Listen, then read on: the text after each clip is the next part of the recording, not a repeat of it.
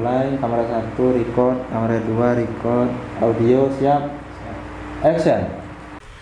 Assalamualaikum warahmatullahi wabarakatuh. Alhamdulillah kita jumpa lagi bersama MHI Podcast.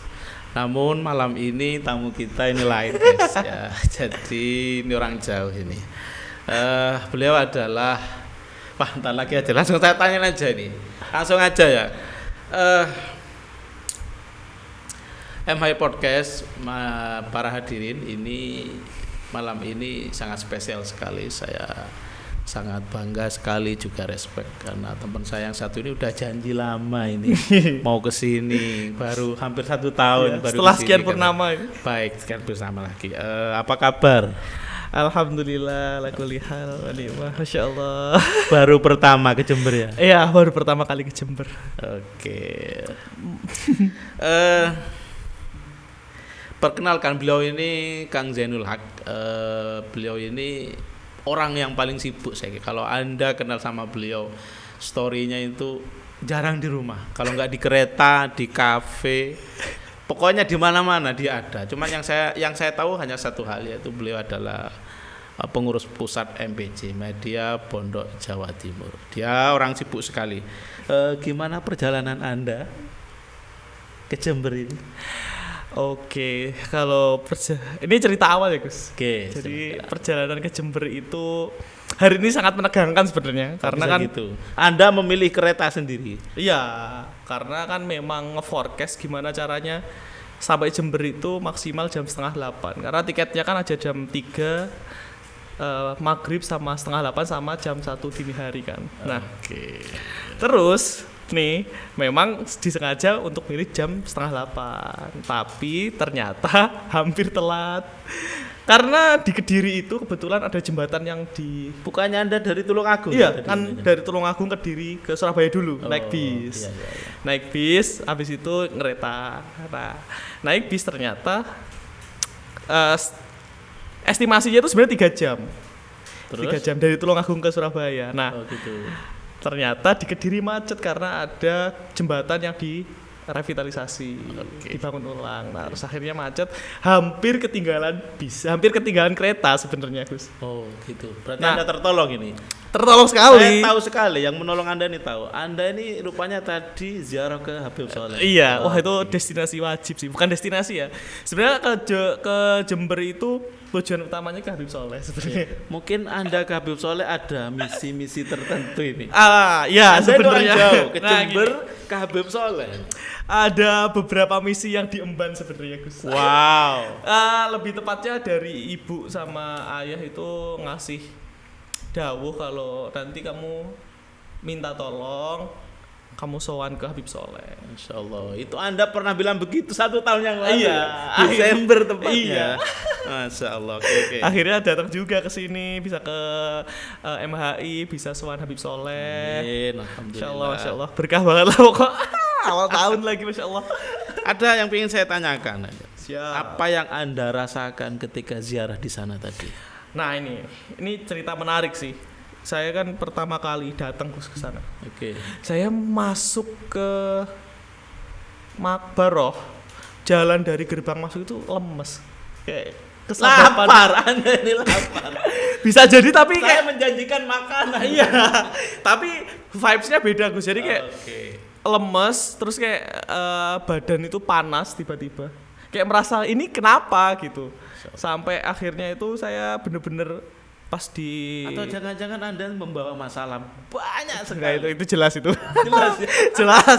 Maaf, ini nggak bisa saya buka di sini ya, untuk masalah beliau yang sangat menumpuk katanya. Tapi yang perlu digarisbawahi oleh jenengan yang bisa ditiru pemirsa ini, beliau meskipun banyak masalah masih bisa tersenyum guys. Mungkin tips-tipsnya apa ini Itu untuk melawan masalah-masalah yang menekan nah ini anak muda ini. Ya, anak muda. Santri. Khususan para anak muda. Iya. Sambat itu boleh tapi jangan sering. Oh gitu ya. Karena Iya.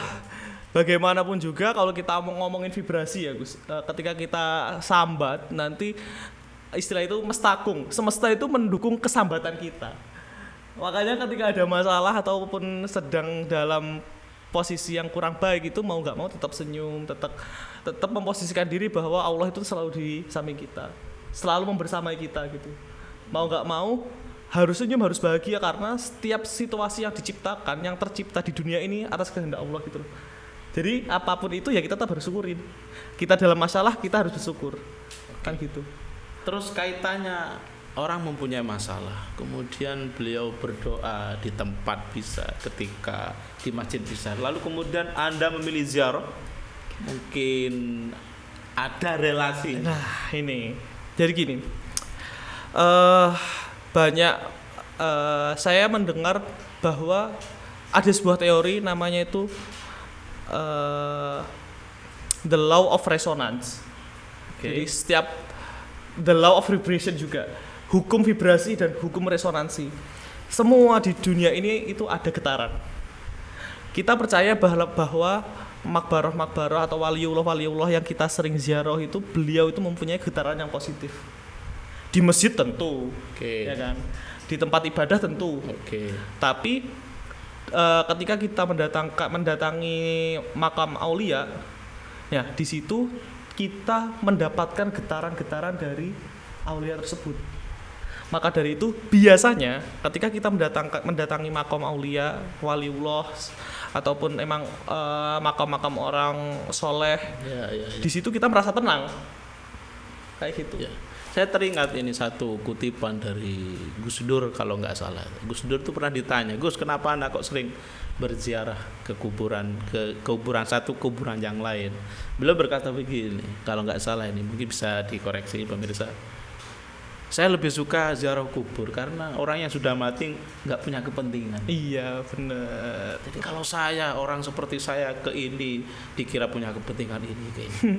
Itu betul ya? Iya betul. Ya kan makanya kan ada salah satu kata-kata yang pernah saya dengar bahwa sebenarnya memang karomah para waliullah itu memang terlihat secara nyata itu ketika pas beliau-beliaunya meninggal. Iya. Kayak gitu. Jadi ya salah satu tempat bernaung itu jatuhnya. Ketika sedang hati gundah gulana itu bisa jadi ke makom. Berarti anak muda itu nggak apa-apa ya ziarah? Wah, nggak apa-apa banget. Nggak harus tua ya? Nggak harus tua. Wah, karena mungkin biasanya anak muda belum tahu nikmatnya. Kayak gitu. Karena di sini kan Jen, saya melihat, saya manggil Mas apa Kang ini yang Mas, ini? terserah aja. Oke, terserah. Kang ya, Anda nih tamu di sini. Siap. Iya, saya melihat jarang sekali anak muda itu ziarah. Kalau ziarah dan rekreasi itu program dari beberapa pesantren itu ada, pasti mereka ikut rame gitu loh. Tapi kalau ziarah saja ke kuburan, saya lihat kita contoh tadi di Habib Soleh, didominasi orang tua. Iya. Ini apa yang salah? Anak muda di komunitas anak muda itu ada santri loh. Santri itu kalau dengan kalimat kata-kata ziarah tuh sangat tahu sekali. Iya, kenapa tahu, kok jelas. Nggak ziarah gitu loh. Iya. Nah ini kalau tanggapan saya pribadi. Ya silakan. Karena terkadang mungkin mereka itu bisa jadi belum tahu nikmatnya. Ya. Ada yang santri-santri memang ya di situ ngaji aja, kayak gitu. Ziarah itu hanya ketika ada acara. Kayak gitu.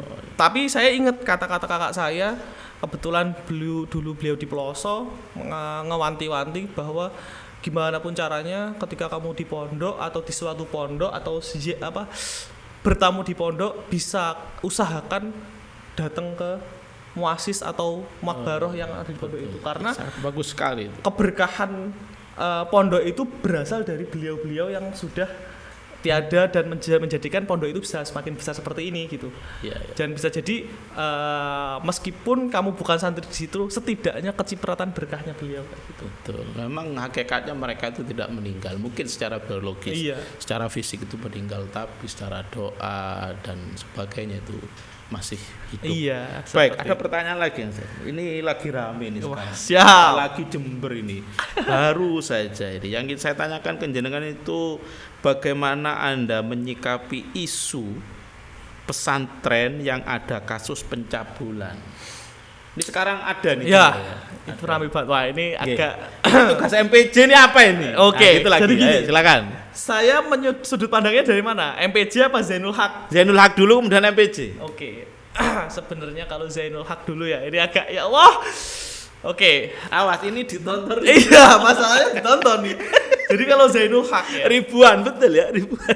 sebenarnya saya itu lebih fokusnya itu bukan memblow up kasus itu sebenarnya Gus. Karena apa?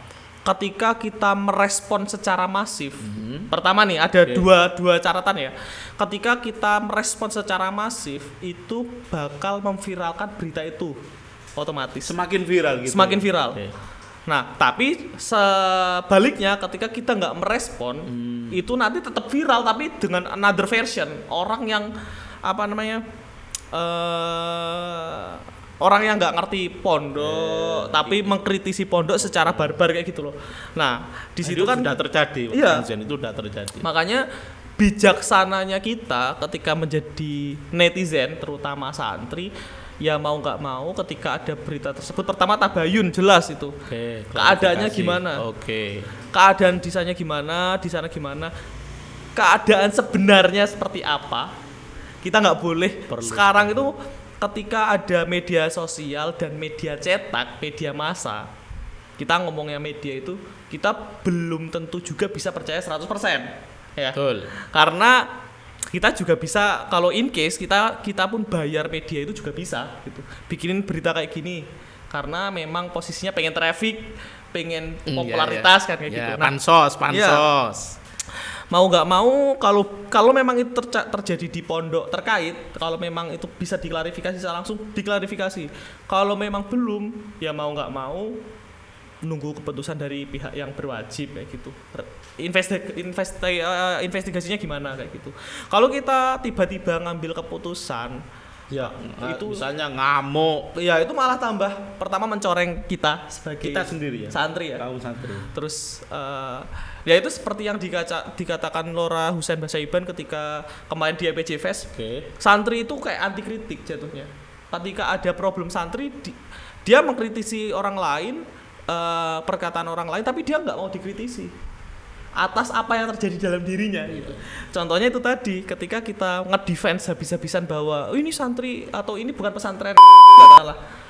Tapi kenyataannya terus ketika kenyataan tetap dibela. Kalau salah aja gitu. Maksudnya kita bukan anti kritik gitu harusnya. Tapi tetap harus disclaimerkan tugas masuk ke media pondok. Tugas media pondok itu adalah istilahnya itu ngasih anti hipotesa ke audiens. Gimana caranya kalau hipotesa awal itu santri itu katakanlah ada pencabulan atau ya itulah tadi kekerasan oknum gitu.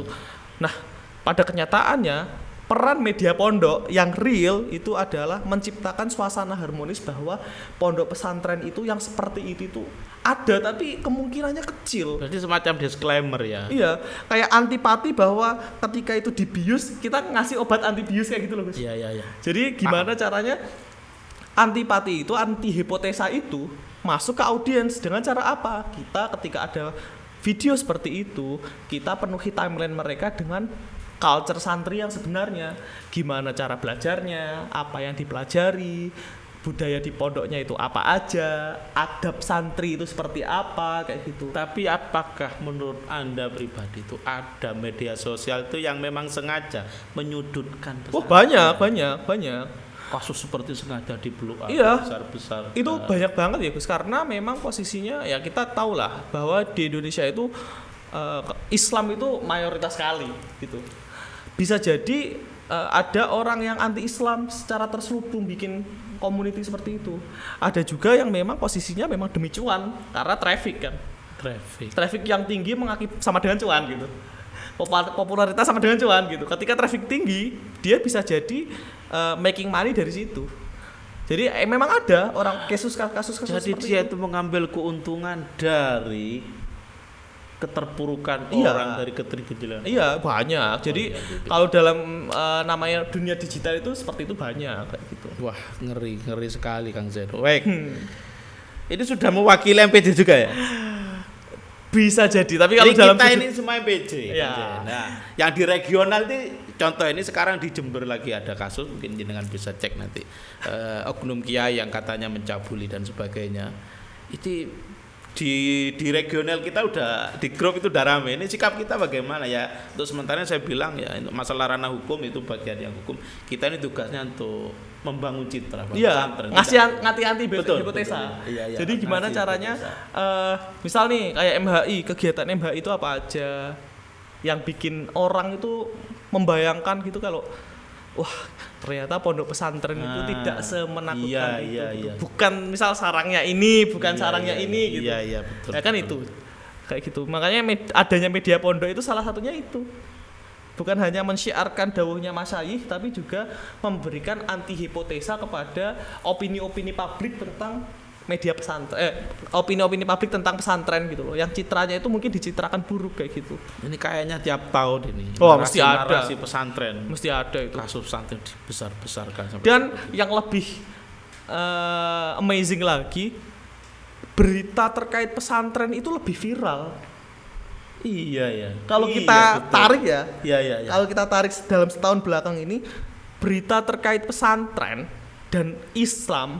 Itu mesti happening, mesti jadi trending topik gitu. Di Twitter, di YouTube, Itu dimana-mana. karena medianya apa netizennya ini? Eh, Indonesia ini lata kan. Jadi gini, kita hidup di dunia digital Gus. Oke. Mau nggak mau tidak ada filtering. Beda sama kayak dulu zaman koran, majalah. Media cetak ya, nggak semua orang beli. Kan gitu. Oke. Informasi yang menyebar itu berita sekarang itu mungkin viral di Tulungagung nih di tempat saya itu bisa 1 bulan lagi. Itu pun kalau keliput televisi, kalau enggak kan cuma dari media cetak kan kita nggak tahu viralnya kapan ya kan. Cuma kita hidup di dunia digital yang dimana update sekarang bisa FYP. Itu bisa 1 juta orang tuh yang melihat.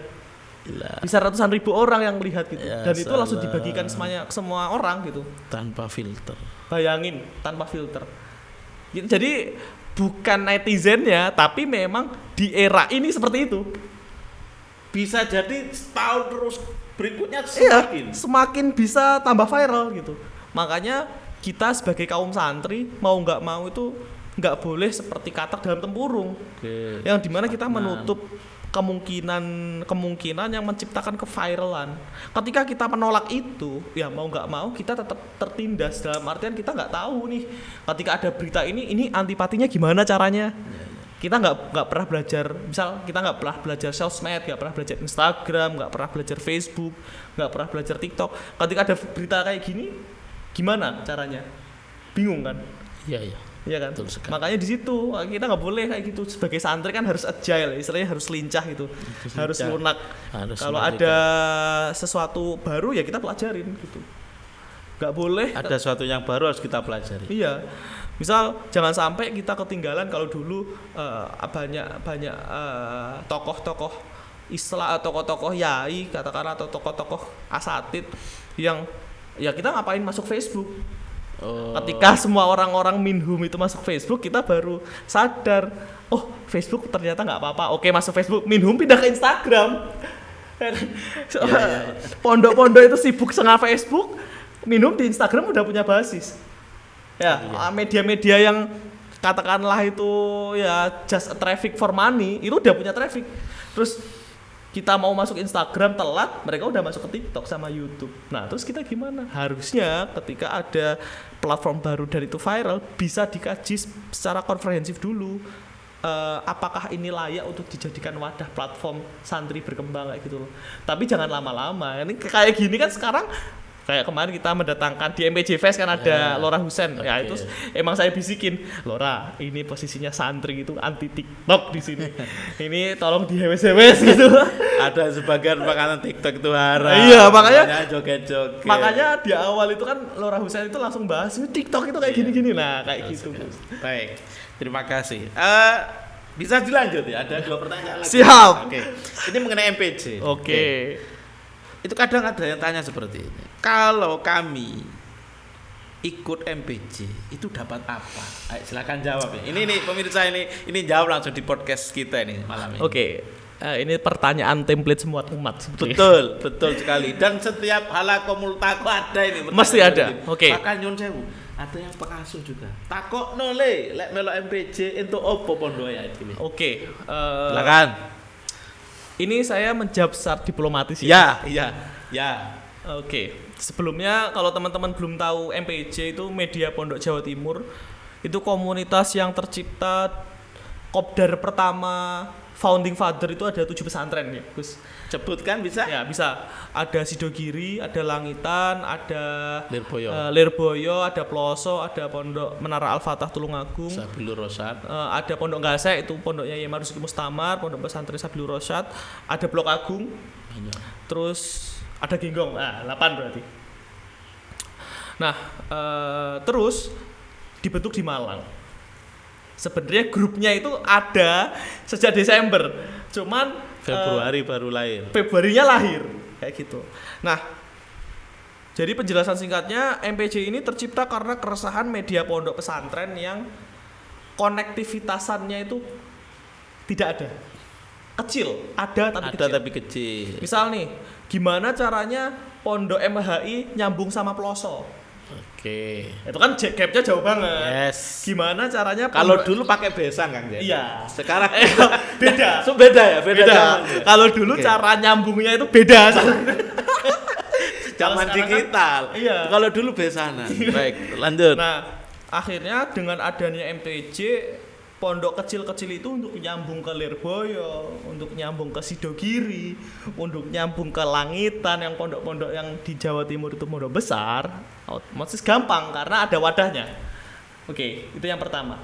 Konektivitas antar media pondok pesantren. Yang kedua adalah bagaimana tujuan awal itu bagaimana caranya mensyiarkan dawuh masyayikh ke publik.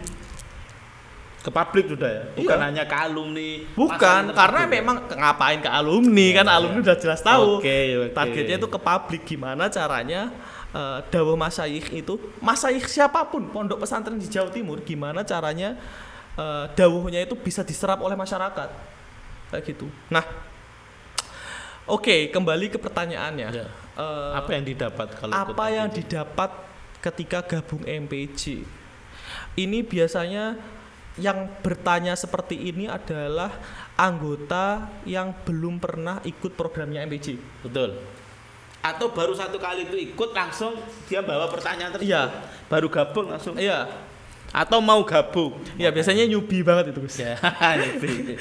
Ya gitu, yang paling baru. Gen Z ya? Ya. Jadi newbie banget dalam artian baru ngerti MPJ, terus MPJ itu kelihatannya kok kegiatannya asik, terus sowan ke Mas Ayih kok opo itu MPJ, kita dapat apa di MPJ. Nah, Iya, seperti itu. poinnya itu sebenarnya banyak nih, banyak. Singkat saja, sudah malam. Oh ya, yang pertama itu tadi gimana caranya mengkonekkan antar media pondok pesantren. Yang kedua itu jelas, dimana sekarang konektivitas antar media pondok pesantren di MPJ itu sangat tinggi. Misal, contohnya itu ketika kita mau mengadakan sebuah event atau ada program unggulannya di MPJ itu namanya Madrasah Media. Pelatihan ya. Pelatihan ya, itu benar-benar hard skill yang diajarin. Di situ ketika ada member atau anggota MPJ, ada khodim MPJ di regional yang bingung, itu biasanya langsung bertanya di situ, dan itu terciptalah sebuah sinergi sebenarnya. Nah, Bukannya ada grup sudah? iya, WA grup itu iya ada WA grup, per makanya regional. di situ sebuah sinerginya terciptanya di situ Gus. Ketika ada yang bingung, ini kok aku belum bisa, ini caranya gimana? Oke, sharing ya. Iya, ada sharing di situ. Nah, pertama itu mengkoneksikan antar media pondok pesantren untuk sharing ilmu, katakanlah. Yang kedua adalah menambah skill, menciptakan skill dan menambah skill. Karena di MPJ itu ada sekitar 3, ada madrasah medianya itu ada 3 version, ada yang basic, intermediate sama advance. Ketika basic itu yang diajarin ya masih kalau desain ya Canva, Pixel Lab yang cara milih font yang bener. Anda menyindir saya. Enggak gitu. Saya masih pakai Pixel Lab. Oh iya, nggak masalah. Nggak masalah dong. Kalau karyanya bagus, Lirboyo aja ngeditnya pakai Pixel Lab. Serius? Iya. Maksudnya kayak gitu. Jadi kayak yang bener-bener intermediate kan banyak Gus. Anak-anak media itu semangat tapi nggak tahu caranya kan.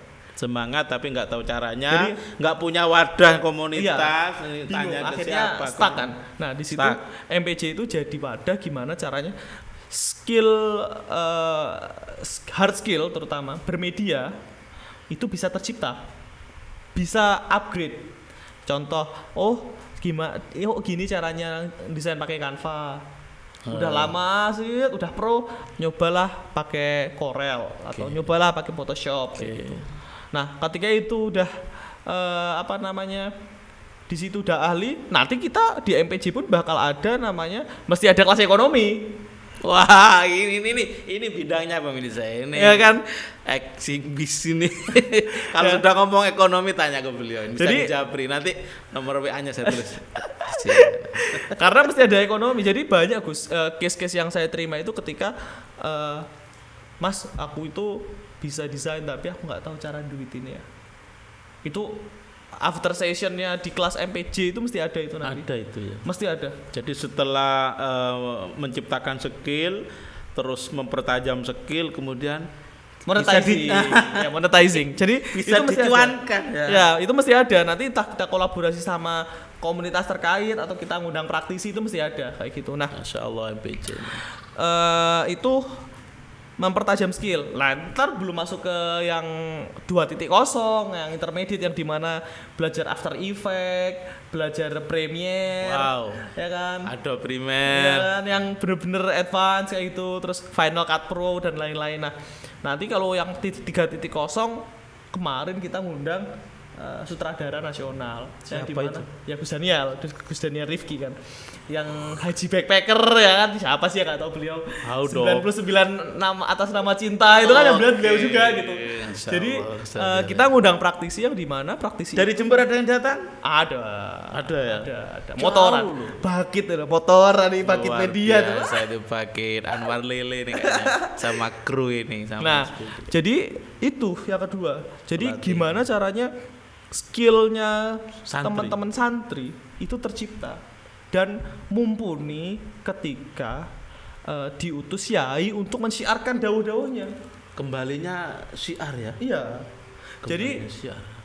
dan satu lagi jargonnya media Pondok Jatim seperti biasa, keterbatasan melahirkan militansi. Wow. Itu jargon gila itu saya melihat banyak kejadian yang dimana ya santri itu ketika di titik tertentu